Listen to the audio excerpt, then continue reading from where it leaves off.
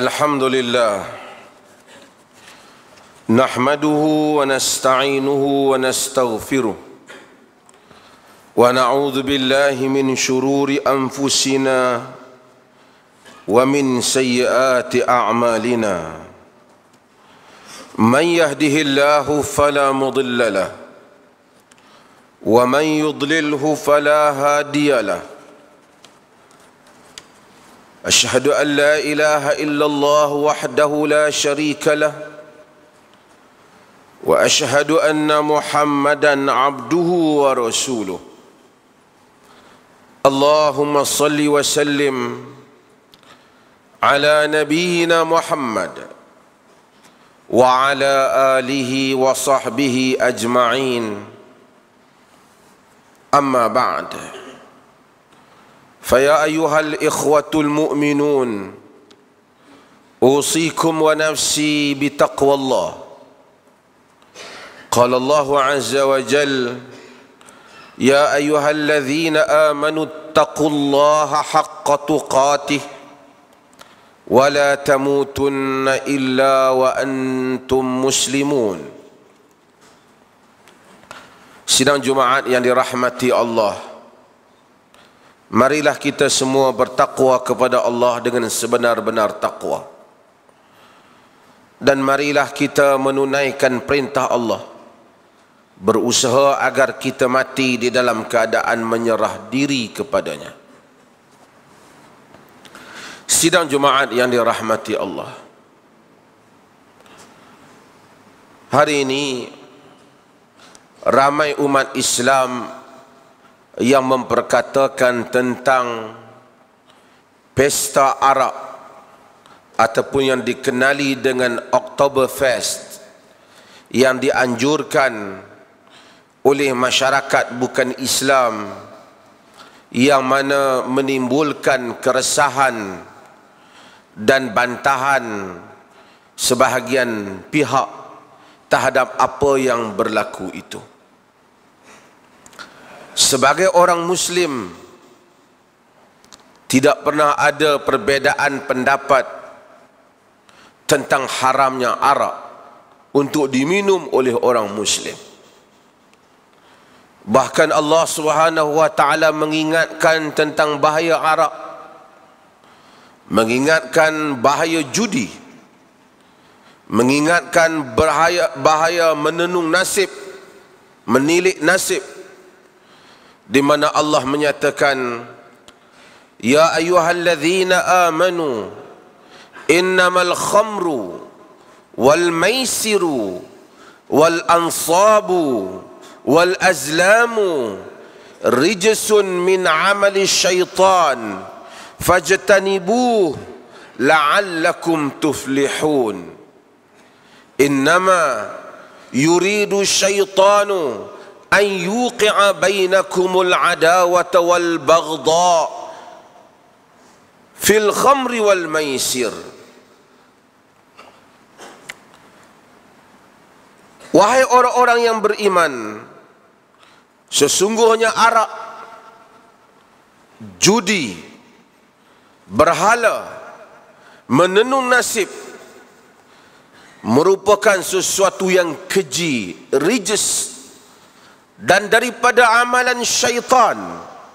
Fajtanibuh, hendaklah kamu semua menjauhkan diri daripadanya, yakni daripada amalan syaitan. La'allakum tuflihun, mudah-mudahan kamu akan berjaya. Innama yuridu syaitan, hanya sahaja yang dikendaki oleh syaitan, an yuqi'a bainakumul adawata wal baghdha'a fil khamri wal maisir, untuk mengadakan, mewujudkan di kalangan kamu permusuhan dan kebencian disebabkan oleh arak dan judi. Wa yasuddakum an dzikrillahi wa anis salah fahal antum muntahun, dan menghalang kamu dari mengingati Allah dan daripada menunaikan salat. Adakah kamu akan menghentikannya? Adakah kamu akan berhenti daripada hal-hal itu semua, yakni daripada arak dan judi? maka Allah Subhanahu wa taala mengharamkan hal ini.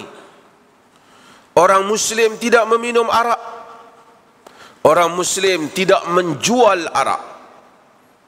Orang muslim tidak boleh bertugas dengan apa-apa tugasan yang menyebabkan menggalakkan orang lain meminum arak. Seperti mana kita tidak boleh membahayakan diri kita sebagai manusia yang terhormat, agama tidak membenarkan juga kita membahayakan orang lain. Sebagai masyarakat muslim, tentu saja kita tidak suka pesta arak itu kelihatan dengan jelas dan diadakan secara terbuka. Namun dalam masa yang sama kita akui bahawasanya di dalam agama ini ia tidak menghalang untuk penganut agama lain untuk meminum arak dengan kadar yang mereka dapat, dengan kadar mereka sendiri, selagi mana tindakan mereka itu tidak memberikan kesan yang berbahaya kepada masyarakat. Namun mengadakan pesta secara besar-besaran boleh memberikan imej yang tidak baik kepada umat Islam, kepada negara, dan seakan-akan menggalakkan suatu tabiat yang tidak positif, satu tabiat yang negatif di dalam negara umat Islam. Namun dalam masa yang sama, di samping ramai orang yang bersungut tentang pesta itu, janganlah kita terlupa untuk bersungut tentang diri kita sendiri. Betapa banyak anak-anak orang Islam yang mengambil bahan yang lebih bahaya daripada arak, yaitu dadah. Yang mana anak-anak orang bukan Islam dalam negara ini tidaklah banyak report mereka mengambilnya dibandingkan anak-anak orang Islam Melayu itu sendiri. Di negeri Perlis ini sendiri, berapa ramai yang terlibat dengan ketum, sehingga ketagihan. Sibuk kita membincangkan tentang orang lain, terlupa untuk kita mengkoreksi diri kita sendiri. Dadah begitu tinggi dalam negara ini. Hatta di negara jiran yang majoriti bukan Muslim, tetapi kadar yang mengambilnya terdiri daripada anak-anak Melayu Muslim yang paling tinggi. Kita bimbang balak Tuhan datang melalui arak. Kita lupa telah lama balak itu datang melalui dadah, melalui ketum, melalui minuman-minuman yang lain, pengambilan-pengambilan berbagai jenis dadah yang membahayakan umat Islam, yang membahayakan diri. Berapa banyak pusat-pusat serenti yang membabitkan harta benda kerajaan dan awam terpaksa dibelanjakan kerana pengambilan dadah. Allah Subhanahu wa taala melarang arak kerana arak itu dan arak dan judi, kata Allah, innama yuridu syaitan an yuqi'a bainakumul adawata wal baghdha fil khamri wal maisir. Hanya syaitan ingin mewujudkan permusuhan dan kebencian di kalangan kamu disebabkan oleh arak dan judi. Dadah jauh lebih bahaya daripada arak. Berapa banyak kecurian, rumah yang dicuri, harta awam yang dirosakkan, harta tabung masjid yang diambil.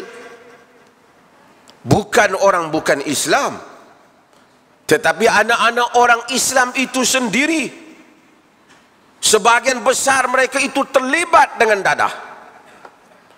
Demikian dadah adalah merupakan racun yang benar-benar mewujudkan pemusuhan dan kebencian di dalam masyarakat.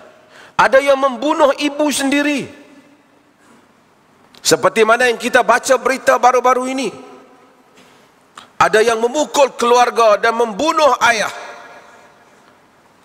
kerana ingin mendapatkan wang untuk membeli dadah. Sibuk kita membahaskan tentang arak yang hendak diminum oleh orang bukan Muslim, tidaklah mengapa kerana satu sensitiviti kita. Tapi janganlah sampai kita terlupa tentang apa yang ada dalam masyarakat Islam itu sendiri, yang jauh lebih buruk yang berlaku di kalangan kita. Allah Subhanahu wa taala mengharamkan arak dan apa-apa sahaja yang memberi kesan seperti arak, yang merosakkan akal. Kenapa? Kerana akal ini tujuannya supaya manusia dapat berfikir dengan waras. Kalaulah orang Islam tidak minum arak, tidak mabuk, menjaga akal mereka, tiba-tiba akal tidak digunakan dengan baik, maka artinya kita tidak menunaikan satu lagi maksud daripada maksud agama. Sepatutnya apabila orang Islam tidak minum arak,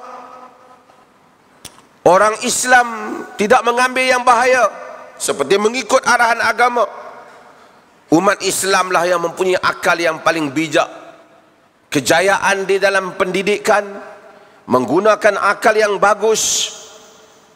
Duka cita jika banyak kecorotan, kebelakangan pemikiran itu di kalangan orang Muslim, sementara orang bukan Muslim yang kita katakan mengambil arak dan merosakkan akal, mereka maju melebihi kita di dalam bidang-bidang pelajaran dan pendidikan. Ini juga sesuatu yang perlu untuk kita lakukan koreksi terhadap diri kita, kerana kita adalah masyarakat yang bermusim. Datang musim membicarakan arak, semua orang yang bangkit membantahnya. Bagus, tapi ramai yang lupa. Kadang-kadang dia membantah pesta arak yang nak diminum oleh orang bukan Islam, dia melupai anaknya sendiri yang meminum daun ketum, yang menjual air ketum, dan yang mengambil dadah, dan jiran tetangganya, anak saudaranya, dan berbagai-bagai lagi yang ada di dalam kampung halamannya sendiri. Marilah kita menjadi masyarakat yang prihatin dan sedar. Allah bukan saja mengharamkan arak, mengharamkan juga menenung nasib, kerana itu merupakan perbuatan yang membodohkan akal. Disebutkan bukan saja khamr, maisir, ansab dan azlam, disenarai samakan larangan-larangan Tuhan, kerana itu semua merupakan amalan syaitan.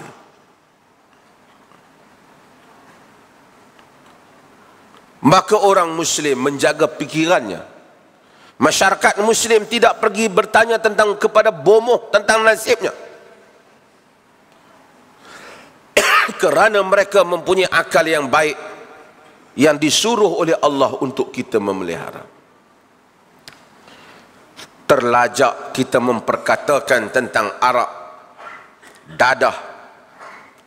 Kita juga perlu mengingatkan tentang satu tabiat ketagihan yang merosakkan umat Islam dan membazirkan harta umat Islam, iaitulah rokok. Rokok merupakan satu pembaziran. Di samping ia mengotorkan mulut, memberikan kesan yang busuk, mencampakkan diri kepada kerosakan kesihatan. Allah menyatakan wala tulqu bi aidikum ila tahluka wala tulqu bi aidikum ila tahluka, jangan kamu campakkan diri kamu ke dalam kebinasaan. Di kotak-kotak rokok dengan jelas ditunjukkan bagaimana gambar kesan bahaya orang yang merokok. Hatta di kotak rokok, betapa kerajaan berkempen supaya jangan isap rokok, bahaya. Pun begitu kadang-kadang yang datang ke masjid, yang tak datang ke masjid. Bahkan ada yang datang ke masjid dengan kotak rokok di dalam poketnya. Sibuk dia memperkatakan tentang orang bukan muslim merosakkan akal meminum arak, terlupa untuk melihat dirinya yang mengisap rokok.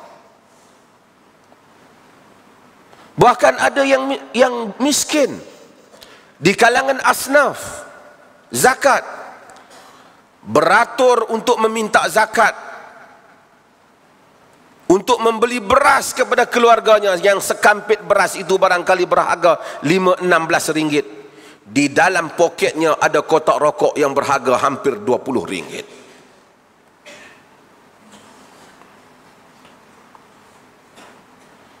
Wala tubadzir tabdzira innal mubadzirina kanu ikhwana syayatin. Jangan kamu membazir. Orang membazir saudara syaitan. Allah tidak mempersaudarakan sesiapa pun dengan syaitan, melainkan orang yang membazir sahaja di dalam Al-Quran. Orang minum arak, dosa besar, amalan syaitan. Banyak perbuatan lain, khutuwatus syaitan, khutuwatus syayatin, jalan-jalan langkah-langkah syaitan.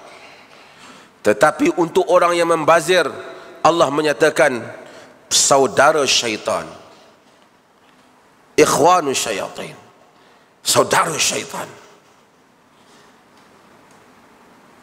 Maka marilah kita yang ada kesedaran ini, dalam musim kita membantah arak yang memang haram di sisi agama, kita sebelum itu membantah diri kita sendiri. Arak yang mereka anjurkan itu, walaupun kita tidak bersetuju, tapi ia diminum oleh orang-orang yang bukan Islam di kalangan masyarakat mereka, tetapi dadah telah diambil oleh anak-anak orang Islam. Rokok yang berbahaya telah dihisap oleh orang Islam. Bahkan ada yang masuk ke masjid, ada yang jadi imam, dan ada yang berbagai-bagai lagi. Ini semua adalah merupakan perbuatan syaitan. Jika arak perbuatan syaitan, merosakkan diri juga perbuatan syaitan, dan membazir merupakan saudara syaitan. Mudah-mudahan Allah Subhanahu wa taala memelihara kita dan menjadikan kita umat yang terbaik. Nabi SAW dalam hadis melarang orang-orang yang memakan bawang putih daripada menghampiri masjid. Nabi melarang orang-orang yang man akal basal wal thum wal kuras, orang yang memakan bawang putih, fala yaqrabanna masjidana, jangan dia hampiri masjid kami. Bahkan Nabi kata fa innal malaikata tata'adza mimma yata'adza minhu banu Adam. Malaikat itu terganggu dengan apa yang mana anak Adam rasa terganggu kerana baunya. Bukan, padahal kedua makanan bahan itu tidak haram, bau yang busuk. Orang yang menghisap rokok datang dengan bau yang busuk, apatah lagi yang mengambil dadah. Sebab itu masjid datang dengan pakaian yang cantik dan kemas, dengan bau yang baik, dan kita berhimpun pada hari Jumaat dan waktu-waktu yang lain sebagai tanda kita adalah umat yang senantiasa menuju kepada kejayaan, yang menyahut seruan azan, hayya 'alal falah, marilah menuju kepada kejayaan. Barakallahu li wa lakum fil Qur'anil azim wa nafa'ani wa iyyakum bil ayati wa dzikril hakim.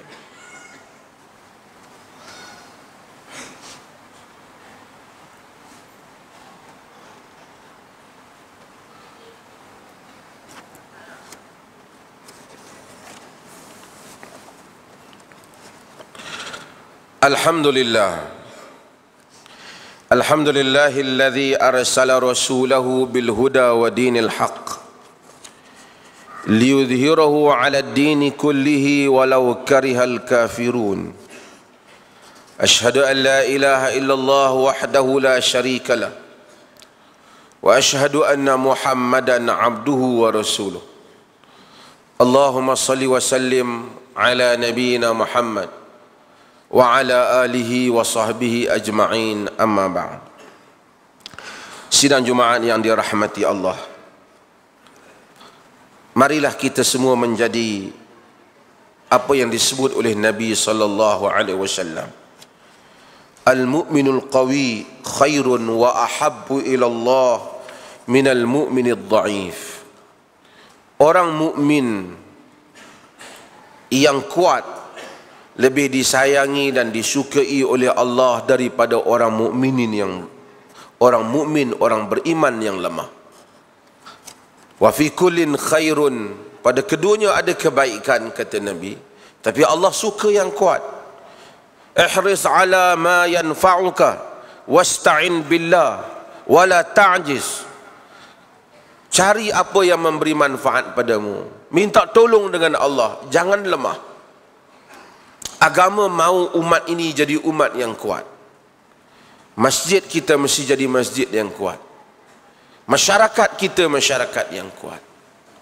Dalam masyarakat yang lemah, kita melihat nilai-nilai yang lemah dan orang tidak hormati kita. Kita banyak komplain tentang produk orang lain. Kita umat Islam tidak menghasilkannya sendiri. Di masjid kita belajar untuk duduk dalam saf yang betul. Di luar kita gagal menjadi umat yang benar-benar berdisiplin. Masjid-masjid umat Islam sepatutnya menjadi masjid yang paling bersih, tempat ibadat yang paling bersih, tandasnya bersih, persekitarannya bersih. Orang Islam penampilannya sentiasa bersih. Kedai-kedai makan orang Islam sentiasa bersih, kerana mereka umat yang mementingkan kebersihan. Bab taharah merupakan bab yang penting di dalam agama. Sebelum salat mesti melalui bab taharah. Tapi jika negeri seperti negeri kita ini gagal, jika kita gagal untuk menjadikan ia aman, cantik dan bersih, apakah contoh teladan yang hendak kita tiru, tunjukkan pada orang lain? Sungai-sungai yang ada, rumah kita, majlis perbandaran kita patut menjadi majlis perbandaran yang paling baik dalam menguruskan pentadbiran bandar yang bersih. Janganlah setiap kali kita memperkatakan tentang kebersihan dan keindahan, kita memberikan contoh negara dan negeri yang bukan Muslim, kerana kita sudah tidak ada contoh yang baik. Akhirnya yang tinggal pada kita ialah contoh-contoh yang serba kekurangan dan negatif. Bagaimanakah kita ingin menjadi umat yang disebut oleh Allah, wa kadzalika ja'alnakum ummatan wasata. Innallaha wa malaikatahu yusalluna 'alan nabi ya ayyuhalladzina amanu sallu 'alaihi wa sallimu taslima. Sesungguhnya Allah dan malaikatnya berselawat kepada Nabi. Wahai orang-orang yang beriman, hendaklah kamu berselawat dan salam kepadanya. Allahumma salli ala Muhammad wa ala ali Muhammad kama sallaita ala Ibrahim wa ala ali Ibrahim wa barik ala Muhammad wa ala ali Muhammad kama barakta ala Ibrahim wa ala ali Ibrahim fil alamin innaka Hamidun Majid. Allahumma ghafiril muslimina wal muslimat wal mu'minina wal mu'minat al ahya minhum wal amwat innaka sami'un qaribun mujibud da'wat wa qadiyal hajat. Ya Allah, ampunilah seluruh kaum muslimin, sama ada yang hidup ataupun yang telah mati. Ya Allah, berikanlah petunjuk hidayah serta rahmat-Mu kepada kami sekalian hamba-hamba-Mu, dan kepada pemimpin kami, terutama Raja Pemerintah Negeri Perlis, Tuanku Said Sirajuddin Ibnu Almarhum Tuanku Said Putra Jamalul Lail, dan Raja Muda Perlis Tuanku Said Faizuddin Putra Ibnu Tuanku Said Sirajuddin Jamalul Lail, serta kaum keluarga baginda, supaya sentiasa beramal dengan kitab-Mu dan sunnah Nabi Muhammad sallallahu alaihi wasallam, dan engkau lanjutkanlah usia baginda berdua dalam keadaan selamat, sihat sejahtera, dan semoga dengan kesehatan yang baik yang engkau kurniakan kepada baginda berdua, terlaksananya pemerintahan yang adil lagi diridai olehmu.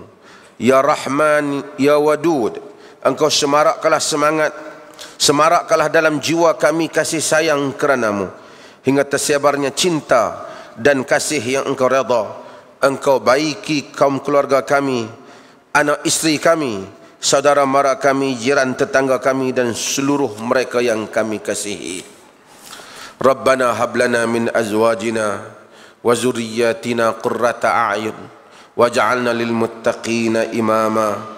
Innallaha ya'muru bil 'adli wal ihsan wa ita'i dzil qurba wa yanha 'anil fahsya'i wal munkari wal baghi ya'idzukum la'allakum tadhakkarun.